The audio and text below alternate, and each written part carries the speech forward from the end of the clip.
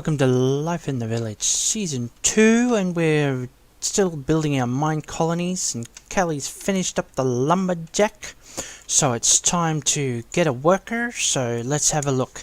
Still, not very strong workers in this one, but we do have, remember, the primary stats and secondary stats, and there's a clear leader here. For one, you has got strength of 2 and they've only got 1, but the secondary stats 7 over 5 and 1, so this is a total of 4 plus 7 is 11. This is 2 and this is 7, so this is definitely the strongest worker. So Hugh, you have the job, but that works out just perfectly for the next stage of things, and that is we want to do a citizen's hut. Right now, the citizen's hut, the big thing is how close to somebody's work is their house. So when you put down your citizen's hut, like so, we'll put it here in the middle. We've got 2 jobs here. We've got the builder on one side and we've got the lumberjack on the other, right? So we want that to sort of stick. Alternative stone, alternative wood. Oh, that's different. Alternative wood. Interesting. What does that look at level 5? Oh, okay. Yeah, I'm liking that. Why not? Now, where's the doors? The doors sometimes change as it levels up, like which way it faces, so I always like to get the main door as it will be when it's complete. And that looks like that's where the main doors are in this one. Oh, a lovely staircase. Oh, very nice, very nice. So we put in the citizen here. We can now get Callie to build it. Go. Build building. Oh, I'm not sure if I've shown you one of these in this season or not, so I'll show you again if I have. You'll see these little, what do they call them? Trap things? Touch plates? If you see those, it's a good idea to dodge it, because it'll hurt you. It is a trap, but if you dig it out, simple as that, you'll always find a chest at the bottom, and you can find some really sweet stuff down here. This isn't the sweetest loot I've found, but still, knockback 2 isn't too bad. Muscle milk's tasty.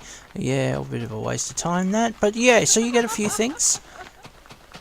She's laughing. Is she enjoying the butterfly, perhaps? I don't know. I always wasn't really when they dig a lot, because then I wondered, did I put it on the wrong level? Sometimes, well, you just told me not remember to check whether it was recessed or not. Now I'm worried. Now I'm really worried. So, do you know what I'm going to do? I'm going to rip it up and replace it and check. Because, yeah. Just in case. Could be fine. But I don't want to risk it. Let me try that again. Always check the levels, my friends. Always check the level. Okay, that's the wrong way round. That's the right way round. Let's lift it up one. Is that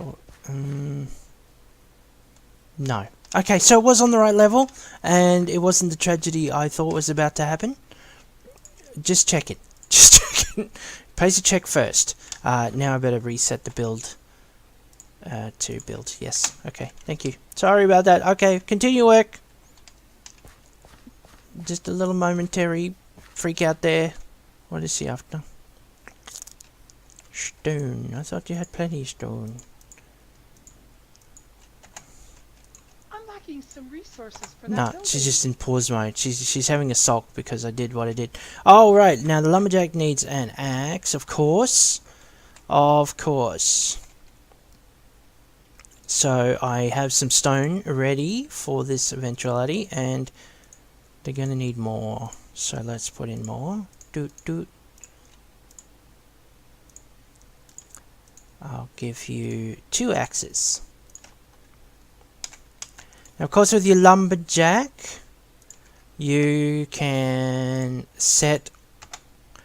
They'll chop any tree they find, but you can set what they replant, because, yeah, they make more. Now, if you... somewhere, if all they're doing is birch, and you don't want any birch, turn it off. Bingo! So they might collect birch, but they won't replant birch. if they collect spruce and oak and whatever else, they'll put that down instead. So you can go through there and set that. So he's likely to collect that birch and then replant it. But I don't like birch buildings, so I don't want him to do that. So I've turned it off. Now when he collects oak, he'll get some saplings. I can also put in here some saplings, or put in his inventory some saplings, just to help him along until he gets a few in his inventory himself. Now the thing I was saying about the citizens' hut is that where they work and where they sleep makes a difference, and they get unhappy if it's too far of a walk between the two. Also, there's the factor of at night. If there's a barbarian raid and they're working far from home, they could get intercepted. They'll be much more vulnerable if they're walking home from a long distance away, so you want them close to the citizens' hut.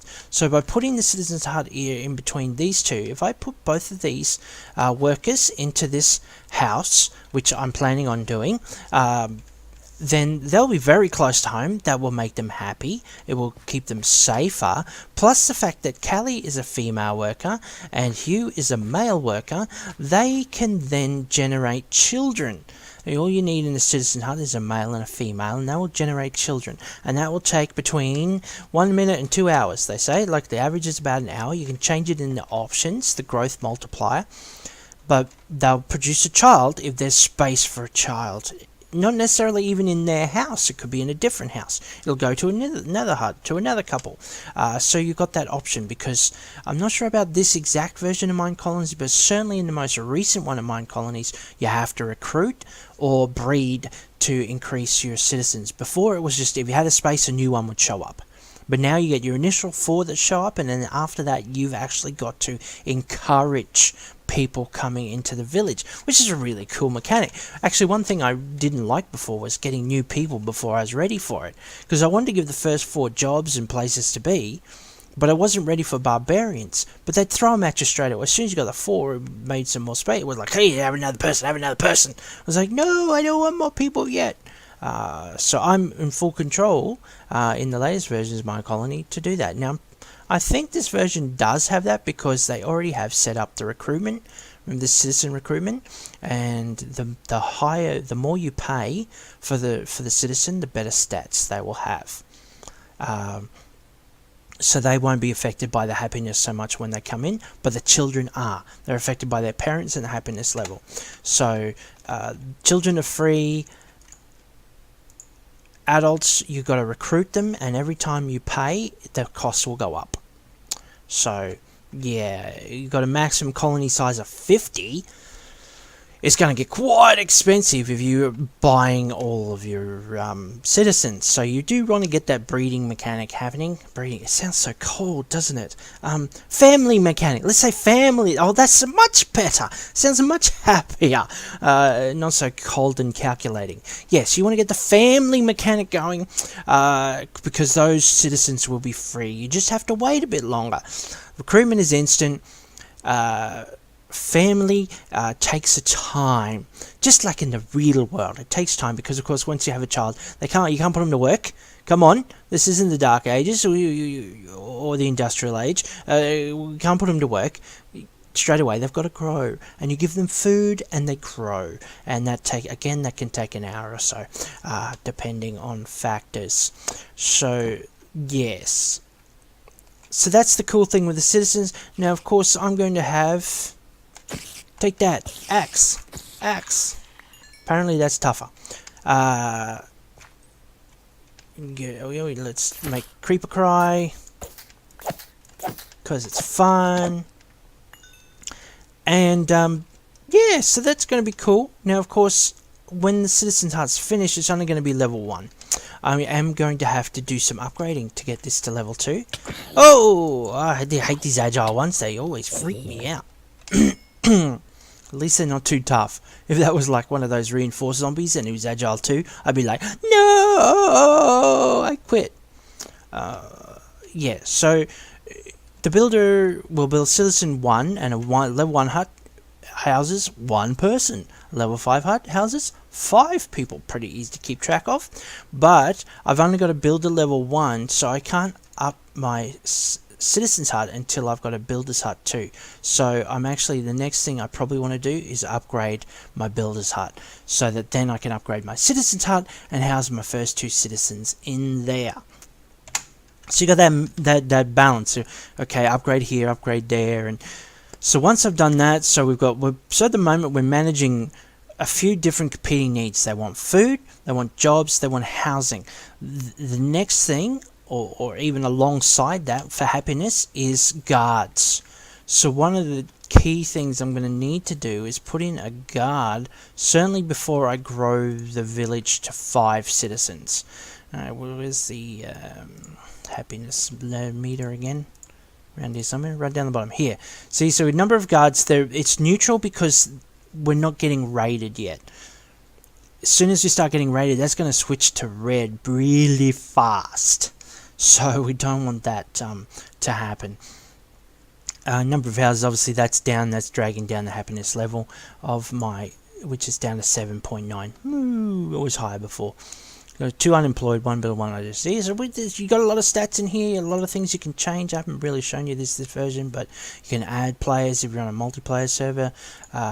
You can rename the colony to something. I'll have a think about that. Last colony was Xanadu.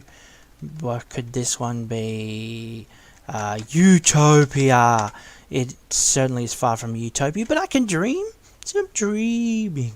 Recall citizens. So if they're wandering, if you've started your colony in a place with a few caves or a ravine or something like that, you'll find that they will wander in there and then they will get themselves trapped in there. So just click recall citizen. Every one of the other huts has that button too, recall worker. So you can use that to bring them out of their hole in the ground. Toggle specialization is still not activated. That's a planned view, and I guess it's a bit like Millionaire, how you've got your agricultural villages and your military villages and whatnot. So they've got an eye to being able to specialize your village, which I think would probably be a really cool thing in multiplayer when there's multiple villages around. And I'd love to do that one time, is get one of these life in the village server happening. Some of you folks could join in, and we could see the new added mechanics of that.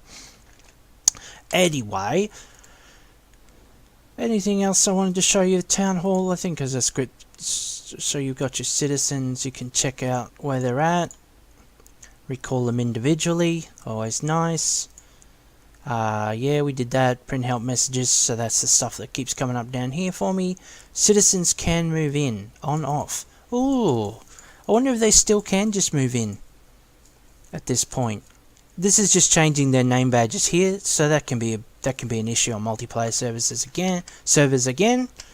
Otherwise, it's just aesthetically pleasing, whatever you like their name tags to be. Stuck in a hole. Yeah, ooh, funky in the blue. Yeah, I'm interested. I might leave that on and see if when I do upgrade to 5 whether somebody will move in, or maybe I'll test somewhere else first. Not sure I want to go with that. I'll check that out and get back to you on that one. Yeah, work orders, we've looked at that, and happiness. Okay, cool, so there's the town hall for you. Other thing I wanted to do in this episode is just to follow up on the diamond building issue. Remember how I said you needed these weird lumpy looking things by using your creeper oysters? See, if you put this here, like so, you can't make your tool. You can make these, but that's because they haven't come under the diamond specifications or stone specifications in this mod pack. For some reason the daggers aren't included, but you could make a sword. You have to use like one of these.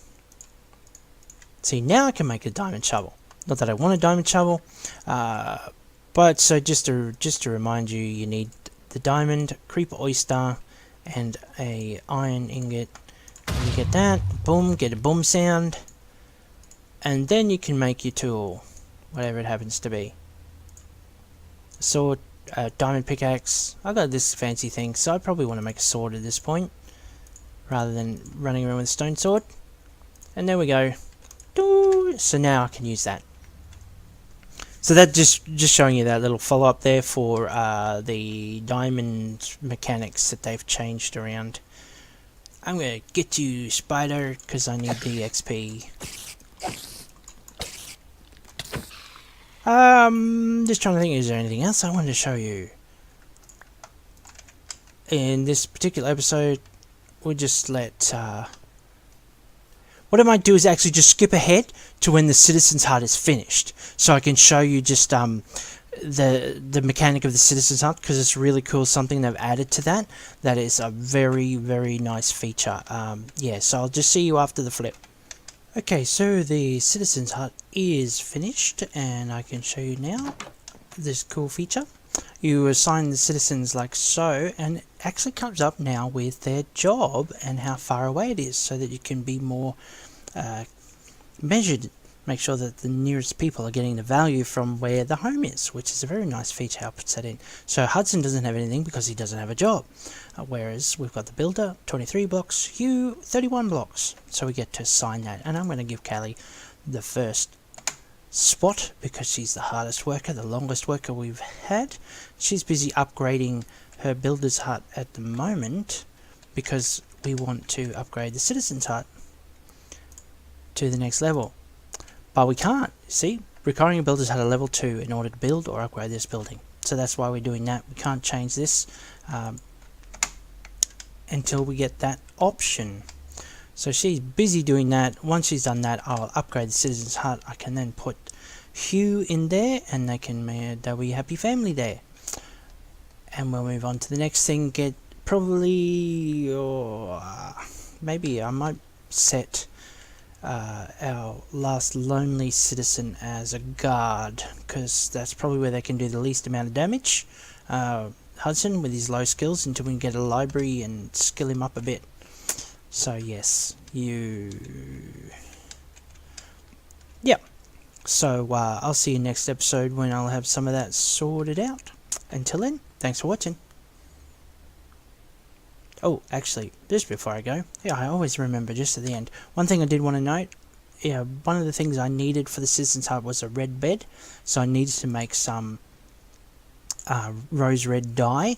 You can't do that in a traditional manner, you've actually got to grind that.